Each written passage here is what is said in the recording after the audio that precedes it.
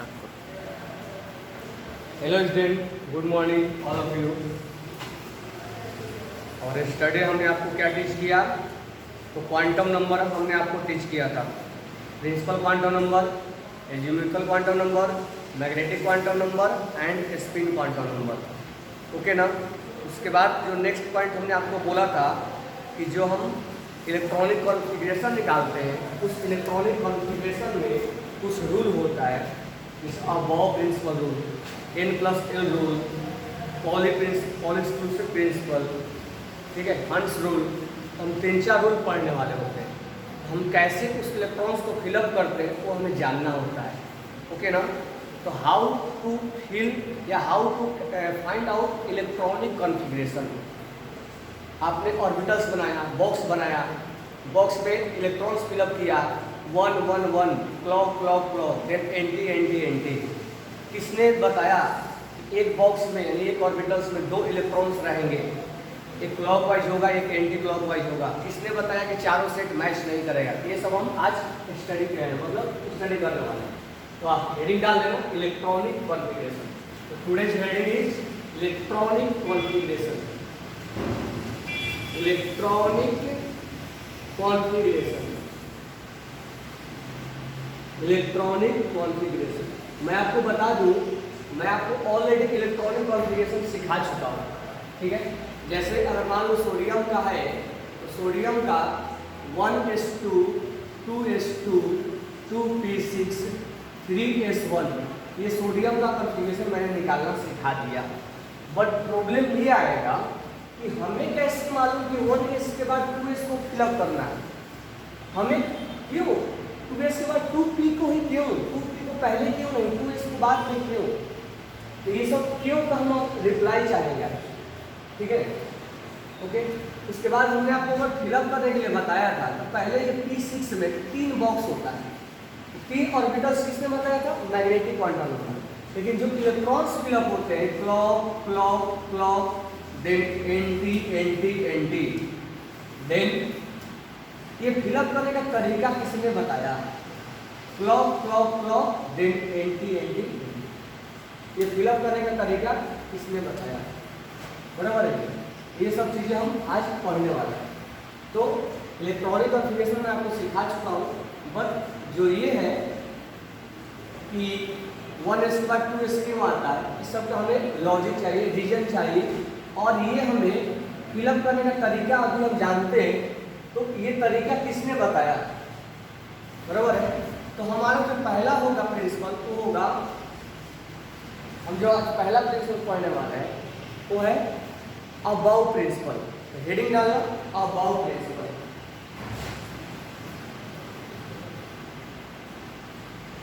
Above principle,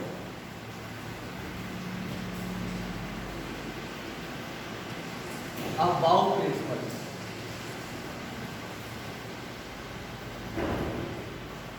Aufbau principle, ठीक है। Aufbau principle में नोट डाउन करना, अबव प्रिंसिपल ने क्या बताया था। मैं अगर बता दूं आपको, अबव प्रिंसिपल ने बताया था कि लोअर ऑर्बिटल्स को एंड लोअर सबसेल जिसका एनर्जी कम हो, लोअर एनर्जी लेवल सबसेल को पहले भरा जाएगा। 1s के बाद 2s को भरा गया, इसका मतलब 1s का एनर्जी कम होगा, 2s का एनर्जी ज़्यादा होगा, ठीक है। तो पहले स्टेटमेंट भी थोड़ा समझा रहा हूँ। The electrons fill in the orbitals. The electrons fill in the orbitals. The electrons fill in the orbitals. The electrons fill in the orbitals in increasing order of energy level. In increasing order of energy level. The electrons fill in the orbitals in increasing order of orbitals, increasing order of orbitals, ठीक है। यहाँ ध्यान देना, हमने इससे पहले आपको बताया भी था कि ऑर्बिट नंबर 1 का एनर्जी कम होता है, ऑर्बिट नंबर 2 का एनर्जी ज़्यादा होता है, ऑर्बिट नंबर 3 का एनर्जी और ज़्यादा होगा। ऑर्बिट नंबर 4 का और ज़्यादा होगा, 5 का और ज़्यादा होगा, 6 का और ज़्यादा होगा, 7 का और ज़्यादा होगा, 8 का और ज़्यादा होगा। और हम अगर ऐसे बढ़ते गए इन्फिनिटी में गए तो इन्फिनिटी में जो ऑर्बिट होता है उसका एनर्जी 0 हो जाता है, यानी माइनस से बढ़ते बढ़ते बढ़ते बढ़ते 0 की तरफ जाता है। यानी कि जो लोअर ऑर्बिट में है, उस जो लोअर ऑर्बिट है उसका एनर्जी कम होता है, जिसका हम स्टडी करने वाले हैं एटॉमिक स्ट्रक्चर में। तो अबाउ प्रिंसिपल ने बोला कि electrons will fill in first in lower energy level subset, यानी जिसका एनर्जी लेवल कम होता है उसमें भरा जाता है। तो सबसे पहले लोअर 1 का हुआ, 1 में कौन है एस, सबसे लोअर एनर्जी किसका है 1s का है, इसीलिए इलेक्ट्रॉन्स 1s में भरा गया। तो उसने इस चीज को प्रैक्टिकली देखा कि किसका एनर्जी कम है और किसका एनर्जी ज़्यादा है। जैसे हम बोल दे रहे हैं कि इसका एनर्जी कम है, लेकिन हम तो डायरेक्ट इन्फॉर्मेशन बेस पे बोल रहे हैं। और ये उन्होंने जो किया वो एक्सपेरिमेंट किया कि ऑर्बिट किस सब सेल का एनर्जी कितना है, किसका कम है, किसका ज़्यादा है। तो उसने प्रैक्टिकली देखा कि 1s का एनर्जी कम है, इसीलिए इसमें पहले 1s को फिलअप किया जाएगा।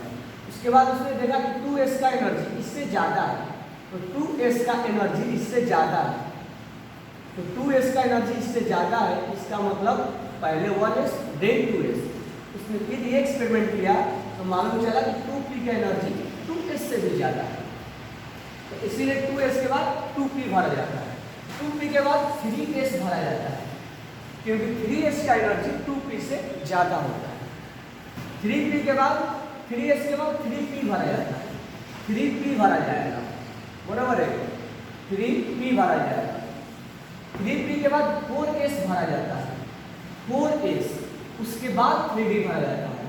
अगर कोई तुमसे पूछे, ये मैं बता चुका हूँ सीक्वेंस किसको कब भरा जाता है, कि 4s को पहले भरा जाता है 3d को बाद में। ऐसा क्यों? हम बोलेंगे कि 4s का एनर्जी कम होता है और 3d का एनर्जी ज़्यादा होता है।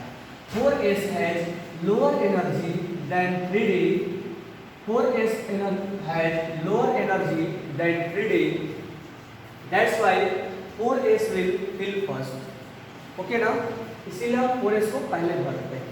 तो कहने का मतलब इतना ही मैं लिखवा रहा हूँ। तो कहने का मतलब ये हुआ कि जिसका एनर्जी कम होगा, जिस सबसेल का एनर्जी कम होगा उसको हमें पहले भरना होगा। ये अबाउ प्रिंसिपल ने बोला, ये इन्होंने एक्सपेरिमेंट बेस पे बोला, ठीक है। अब मैं आपको बताऊं कि इन्होंने तो हमें बता दिया कि किसको पहले भरना है, जिसका एनर्जी कम है उसको पहले भरेंगे, जिसका एनर्जी ज़्यादा है उसको बाद में भरेंगे। लेकिन इन्होंने भी तो प्रैक्टिकली देखा इस चीज़ को कि प्रैक्टिकली इसका एनर्जी कम आ रहा है, इसका एनर्जी ज़्यादा आ रहा है।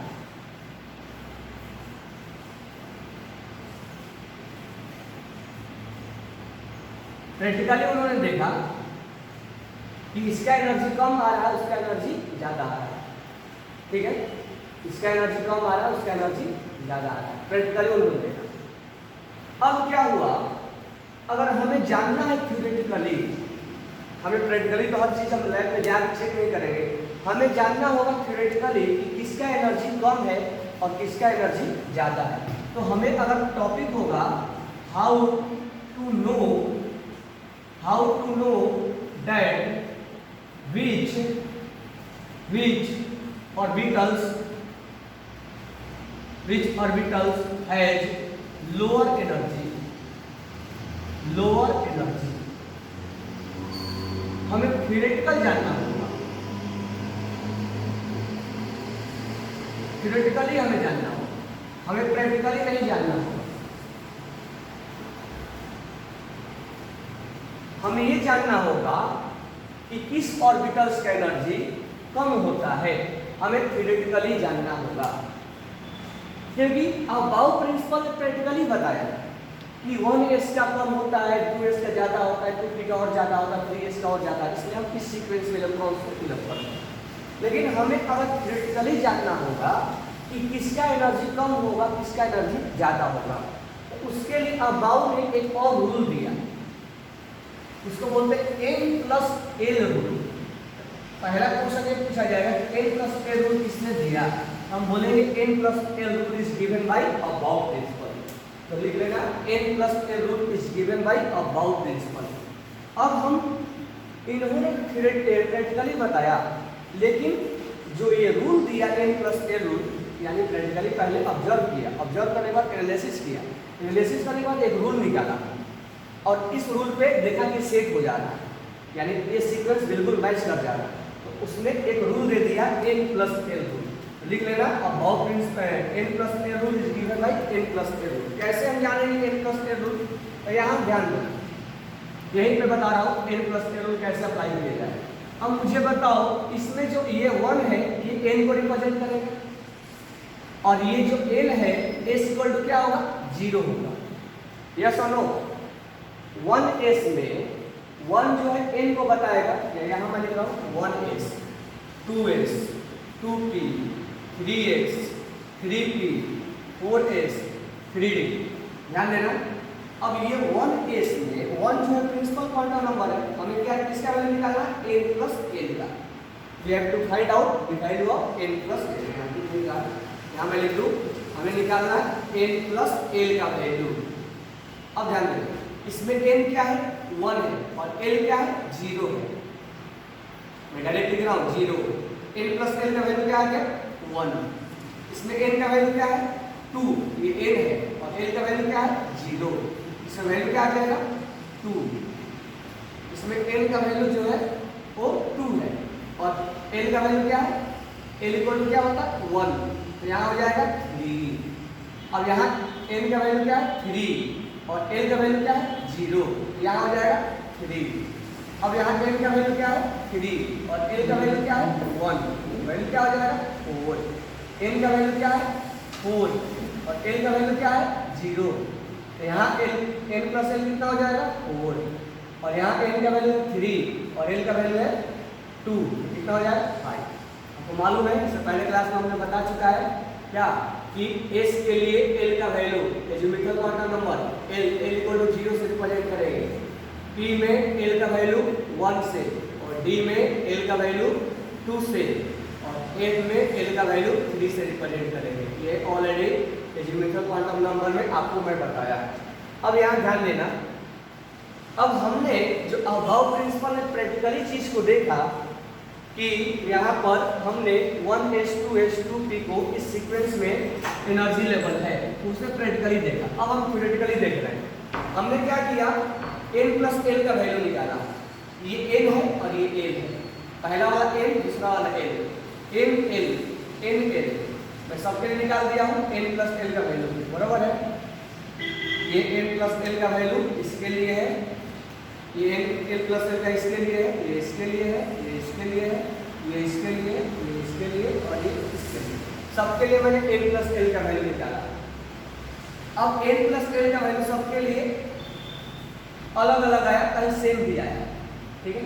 तो n प्लस l रूल बोलता है कि जिसका n प्लस l का वैल्यू, रूल क्या बोलता है?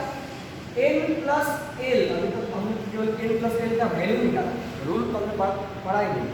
तो रूल ये बोलता है n प्लस l का वैल्यू जितना ज़्यादा होगा, n प्लस l का वैल्यू जितना ज़्यादा होगा उसका उतना ही एनर्जी ज़्यादा होगा, उसका एनर्जी ज़्यादा होगा। ये पहला रूल बोलता है कि n प्लस l का वैल्यू जितना ज़्यादा होगा उस ऑर्बिटल्स का एनर्जी उतना ही ज़्यादा होगा। यानी हम इस चीज़ को थ्योरेटिकली नॉलेज में ला रहे हैं, ये तो हमने प्रैक्टिकली लिखा था। अगर इफ n प्लस l का वैल्यू इक्वल आ गया तो उस चीज को देखा गया जिसका n का वैल्यू ज्यादा गिरेगा। अब अगर इक्वल आया तो जिसका n का वैल्यू ज्यादा होगा उसका एनर्जी ज्यादा होता है, उसका एनर्जी ज्यादा होता है।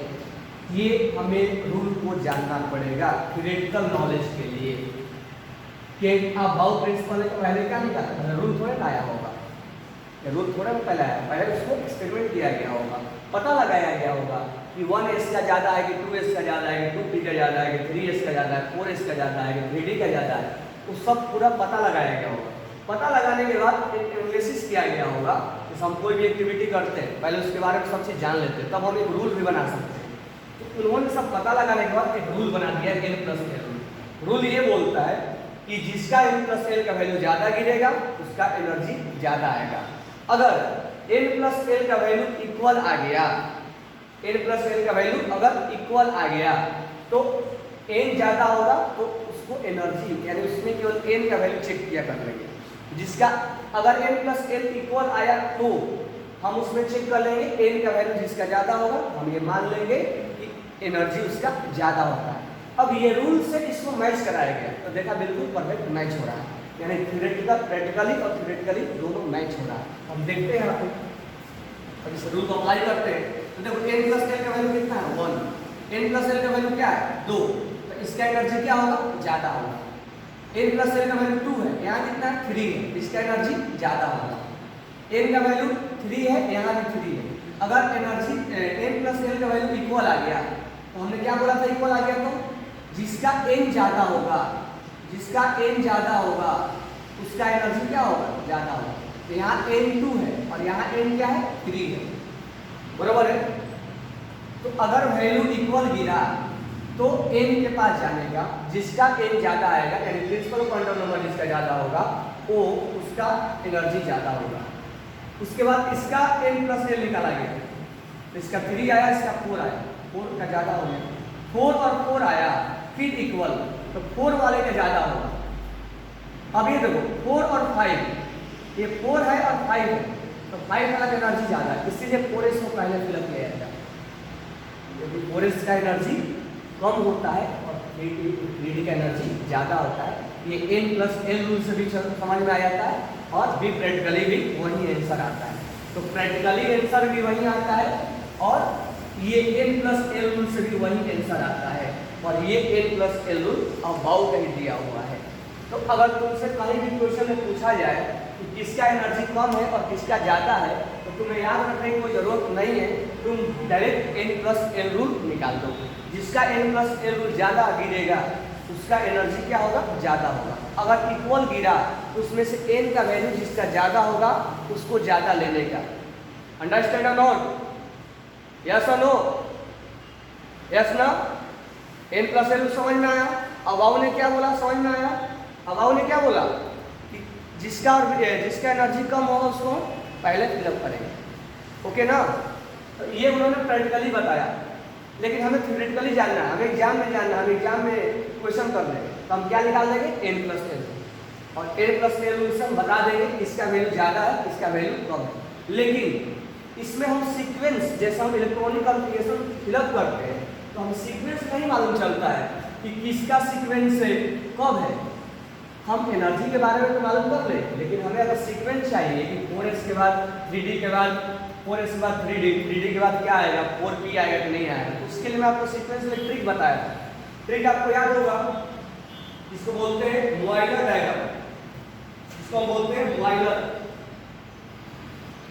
मॉइलर डायग्राम। ये हमने आपको डायग्राम बताया था ना 1 2 3 4 5 6 7 8, ट्रिक बताया था सबको, ट्रिक बताया था ना ट्रिक? यस और नो? यस, ये ऑलरेडी स्टार्टिंग में ही जब हम कॉन्फ़िगरेशन पढ़ा रहे थे तभी हमने ट्रिक बता दिया था, ठीक है? तो ट्रिक को एक्सप्लेन करने की कोई जरूरत नहीं, हम ट्रिक ऑलरेडी जानते हैं। तो ट्रिक क्या बताता है? ट्रिक ये बताता है एक सीक्वेंस बताता है। तो इस ट्रिक के थ्रू भी आप जान सकते हो कि किसको पहले भरा जाता है किसको बाद में भरा जाता है, बराबर है? तो सीक्वेंस जानना है तो इस ट्रिक हमारे लिए इनफ है।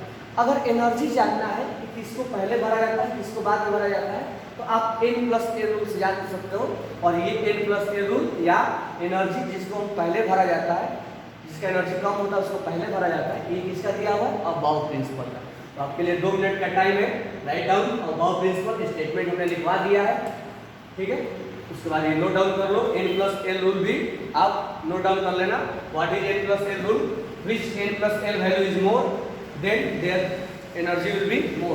If n plus n will be equal, then we choose which has more n, which has more principal number, principal quantum number.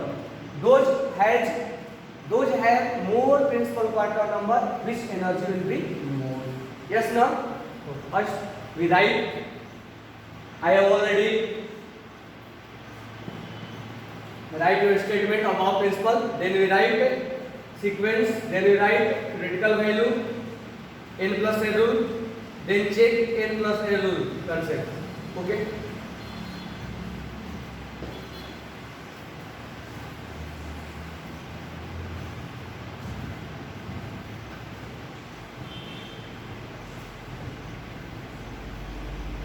Done?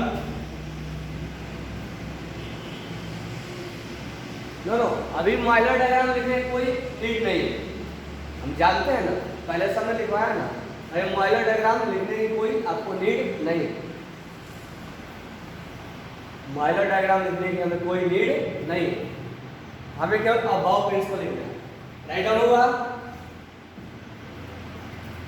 Screenshot ले लो आप। ओके, नाउ नेक्स्ट पॉइंट, अब मैं आपको एक क्वेश्चन देता हूं, ठीक है, मैं आपको एक क्वेश्चन देता हूं क्वांटम नंबर से रिलेटेड और अबाव प्रिंसिपल से related. Okay, question is that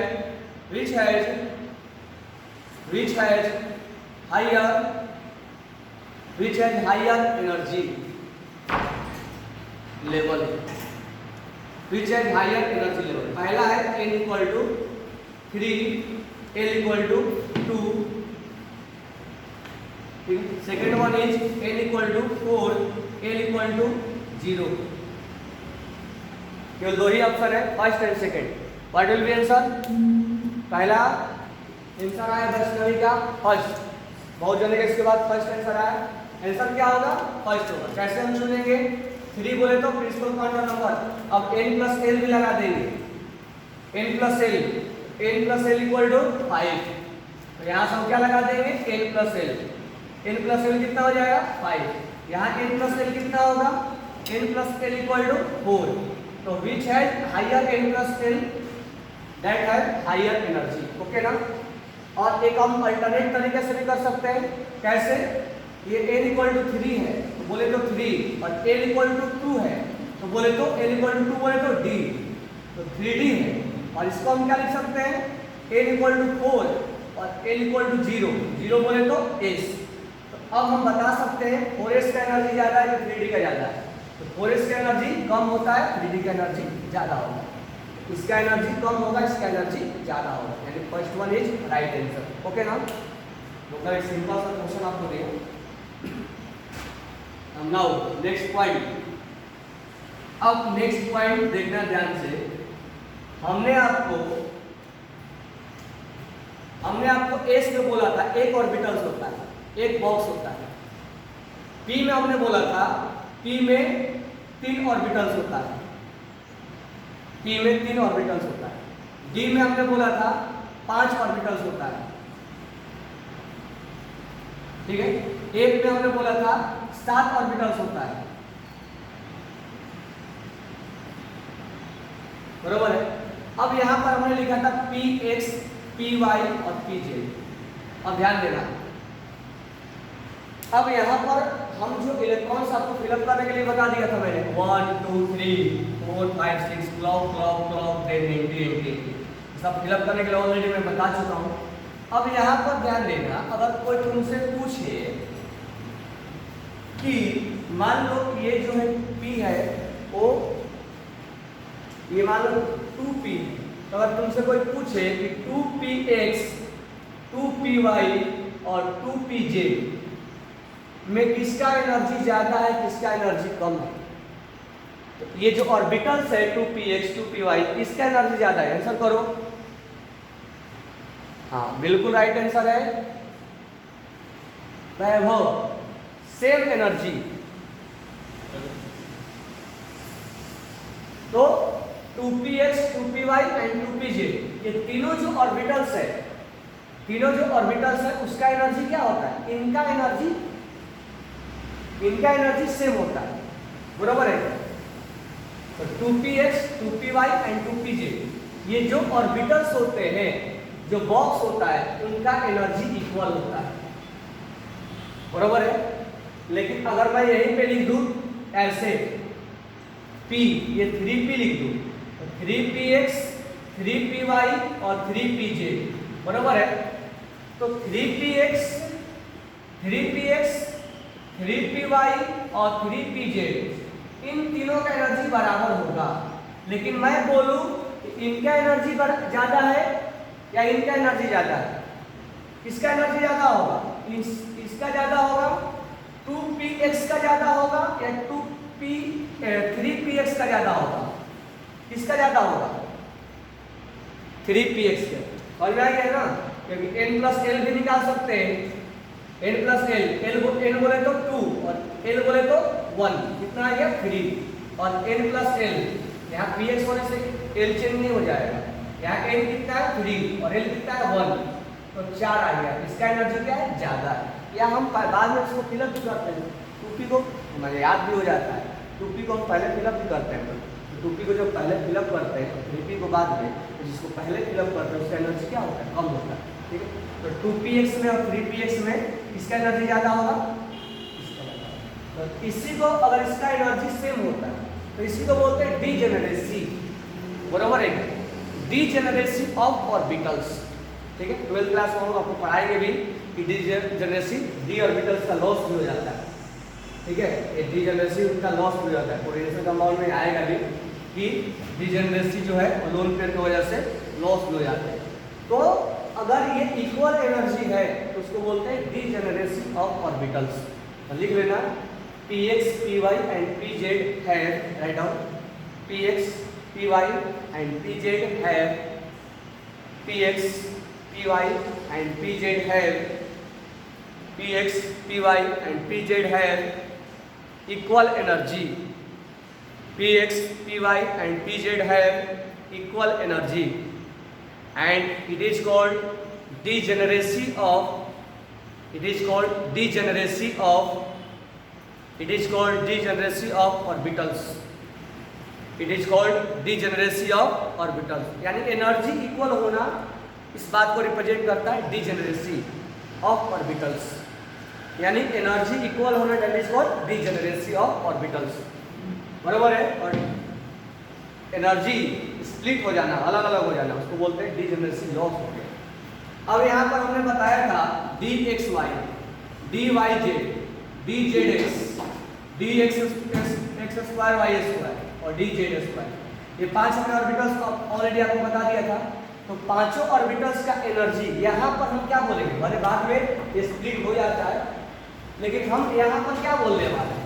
यहाँ पर हम बोलने वाले हैं कि पांचों ऑर्बिटल्स का जो एनर्जी है वो इक्वल होता है, यानी dxy, dyz, dz square y square और dz स्क्वायर, ये जो पांचों ऑर्बिटल्स होता है उसका एनर्जी क्या होता है? इक्वल होता है। दे हैव इक्वल एनर्जी। ठीक है, दे हैव इक्वल एनर्जी, पांचों ऑर्बिटल्स का दे have equal energy, equal energy. और इसी को बोलते हैं डीजेनरेसी ऑफ डी ऑर्बिटल्स, यानी सबका एनर्जी इक्वल है, इसको बोलते हैं degeneracy of D orbitals. Orbit और ऑर्बिटल्स, ऑर्बिट मतलब जिस तार को घूमता है, ऑर्बिटल्स मतलब डायरेक्शन, बॉक्स। तो हम बोलेंगे डीजेनरेसी ऑफ, एक में भी इसका एनर्जी क्या होगा? सबका इक्वल होगा। ठीक है, तो उसमें भी एनर्जी क्या होगा? इक्वल होगा। ठीक है, उसी को हम बोलते हैं डीजेनरेसी ऑफ। तो ये आपका एक थोड़ा एक पॉइंट याद रखना, कहीं पर डीजेनरेसी अगर टर्म आता है तो मतलब क्या होता है? डीजेनरेसी मतलब इक्वल एनर्जी होना, that is called degeneracy. And पांच ऑर्बिटल्स का ये हो गया, राइट हैंड किए, ये हो गया,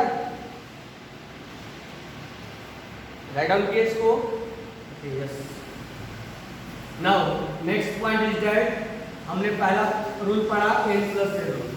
सेकेंड रूल जो है उसमें अबाव में ही हमने पढ़ा n प्लस ए रूल, और पहला रूल हमने पढ़ा अबाव प्रिंसिपल, और उसी में हमने पढ़ा n plus a rule.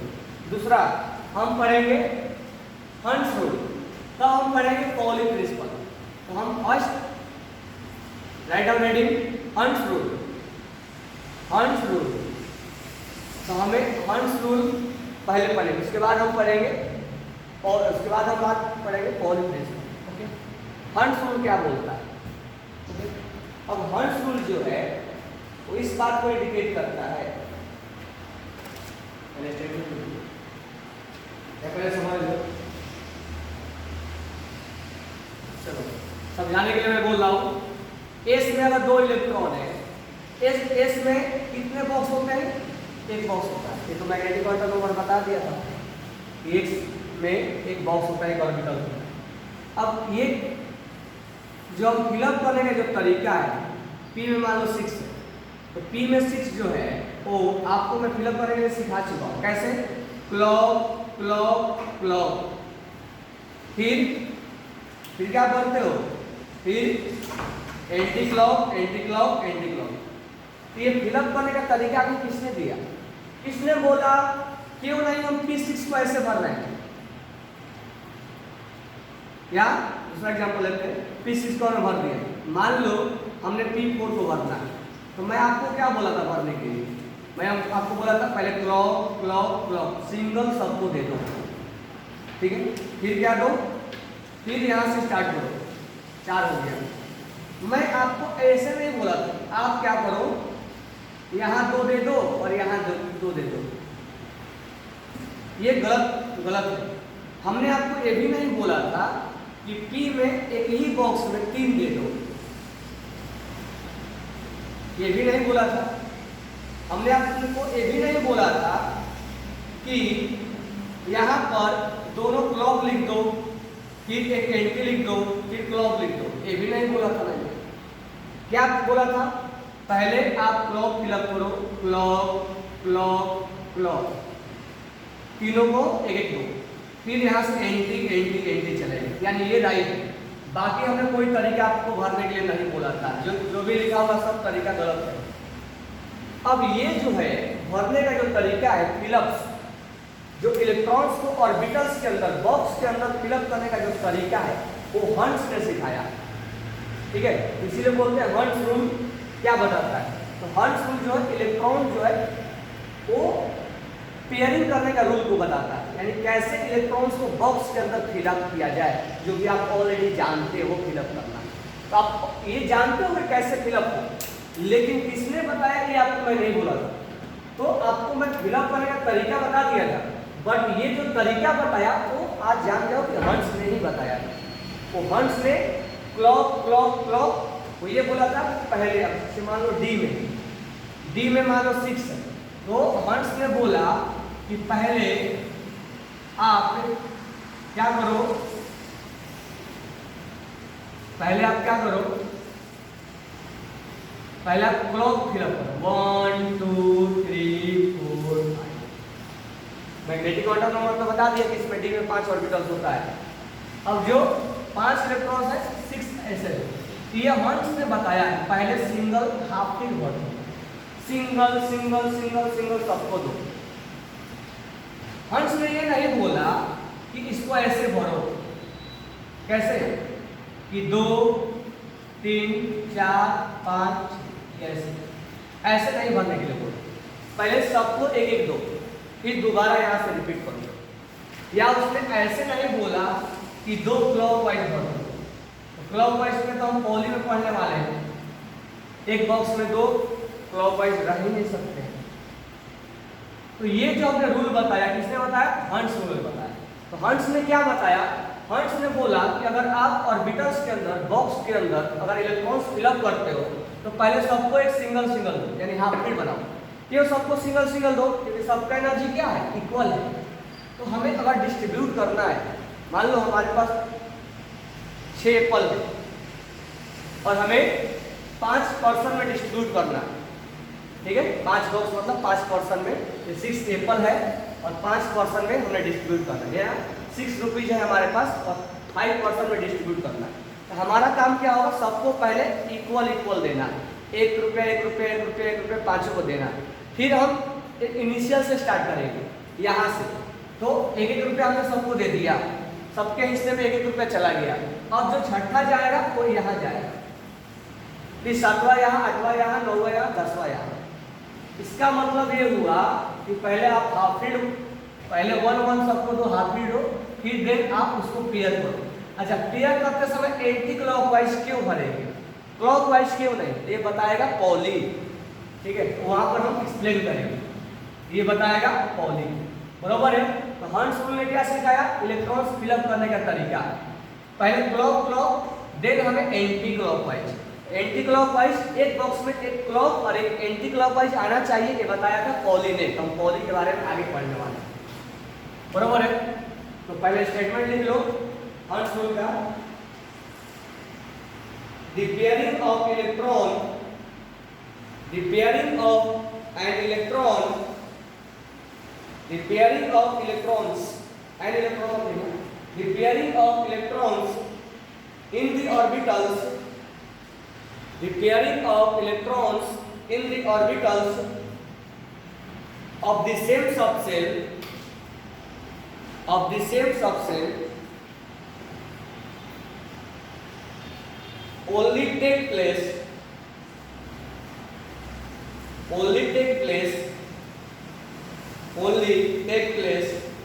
after all the orbitals of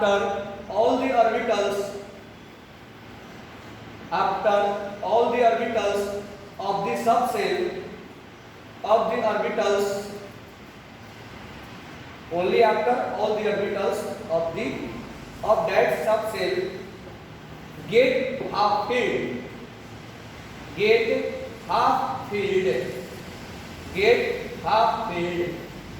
is called Hund's rule. पहले सबको क्या बनाओ, एक एक दो, यानी पहले हाफ फील्ड बनाओ, then fill up next electron.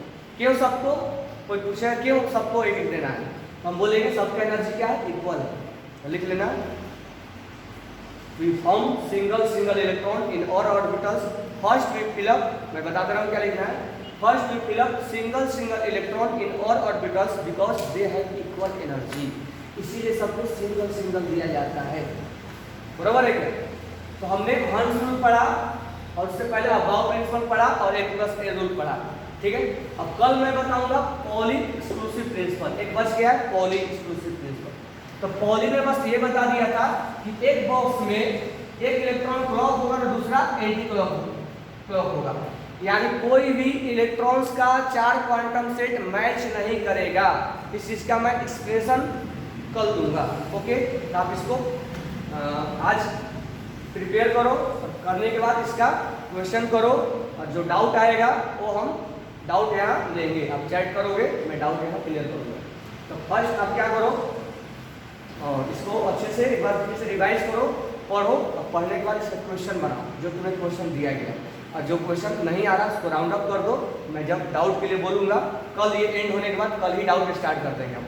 ठीक है, तो कल पॉली पढ़ाने के बाद कल इस क्लास इस डे का वाला हम डाउट स्टार्ट करेंगे, तो आप रेडी रहना डाउट के लिए। Okay, thanks to all.